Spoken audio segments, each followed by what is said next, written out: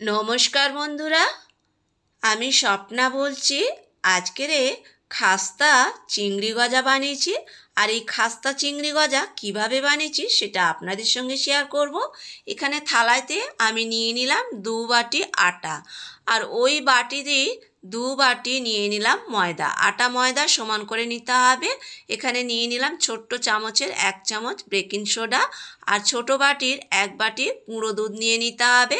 গুঁড়ো দুধ baking soda দিয়ে একটু মেখে নিতে হবে ময়দা আটাটা। নিয়ে এখানে সাদা তেল দিয়ে দিলাম, দিয়ে এটা মেখে মুঠো মেরে দেখতে হবে ময়মটা হয়েছে কিনা। উষুম গরম জল দিয়ে আটা ময়দাটা মেখে নিতে হবে। তো এখানে ঘিও ব্যবহার করা যায়। আটা ময়দা মেখে একটা ডো বানিয়ে নিয়ে এইভাবে সমান করে ঢেকে আধ ঘন্টা রেখে দিতে হবে রেস্টে। আধ ঘন্টা পর দেখাচ্ছি যত বড় আমার লেচি লাগবে আমি কেটে নিয়েছি। তো বেলাটাও দেখাচ্ছি কতটা মোটা রেখে বেলতে হবে। তো বন্ধুরা, পুরো ভিডিওটা দেখার অনুরোধ রাখলাম। এইভাবে বেলে নিয়ে মোটাটা কিন্তু এরকমই রাখতে হবে। বেলা হয়ে গেলে এরকম ছুরি দিয়ে লম্বা লম্বা করে প্রথমে কেটে নিতে হবে। নিয়ে কীভাবে গজাটা বানাচ্ছি সেটাই দেখাচ্ছি। এরকম পাকি পাকি নিতে হবে। এইভাবে নিয়ে মুখটা এরকম মুড়ে দিতে হবে।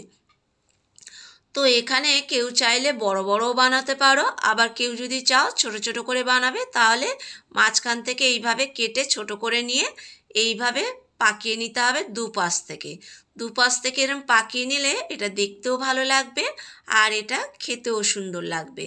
তো এইভাবে মুখটা এরকম করে মুড়ে নিতে হবে পাকিয়ে নিয়ে। ব্যাস হয়ে গেছে। প্রত্যেকটা এইভাবে কিন্তু পাকিয়ে নিতে হবে। আর মুখটা কীভাবে একদম জুড়ে নিতে হবে সেটাও দেখে নাও। এরকম জোড়া হয়ে গেছে। আর এদিকে কড়ায় তেল দিয়ে দিয়েছি, তবে তেলটা একদম উষুম গরম হবে। ওপর থেকে এগুলো ছেড়ে দিতে হবে। আর আঁচ বাড়ালে হবে না, একদম আঁচ লোতে রেখে এটা কিন্তু ভাজতে হবে। তো এই ধরনের খাজার রেসিপি, যে কোনো রেসিপি বানাতে গেলে আঁচ কমিয়ে একদম ভাজতে হয়। তো অনেক অনেক বন্ধুরাই জানো এটা। তো যাই হোক, এখানে ভাজাটা আমার হয়ে গেছে। চিনির শিরা উষুম উষুম গরম আছে। আর গজাগুলো ভেজে তেল থেকে তুলেই চিনির শিরার মধ্যে দিয়ে দিলাম। দিয়ে এই রকম খুন্তি দিয়ে উল্টে পাল্টে দিতে হবে। উল্টে পাল্টে নিয়ে 10 মিনিট এটা ঢেকে রেখেছিলাম। 10 মিনিট পর একটা প্লেটে এইভাবে শিরাটা একটু ঝাড়িয়ে ঝাড়িয়ে তুলতে হবে। রস যেন এর মধ্যে না থাকে। তো ব্যাস, এখানে তোলা হয়ে গেছে। দেখাচ্ছি কতটা সুন্দর হয়েছে। আর দেখে মনে হচ্ছে না চিংড়ি মাছ, মানে গলদা চিংড়ি একটা মনেই হচ্ছে কিন্তু দেখেই। তো যাই হোক, এটা ভেঙেও দেখাচ্ছি কতটা খাস্তা হয়েছে আর কতটা রসও ঢুকেছে তোমরা দেখো। তো বন্ধুরা, ভিডিওটা যদি ভালো লাগে লাইক কমেন্ট শেয়ার করার অনুরোধ রাখলাম। নতুন কোনো বন্ধু হয়ে থাকলে ইউটিউব চ্যানেলটা সাবস্ক্রাইব করে নেওয়ার অনুরোধ রাখলাম।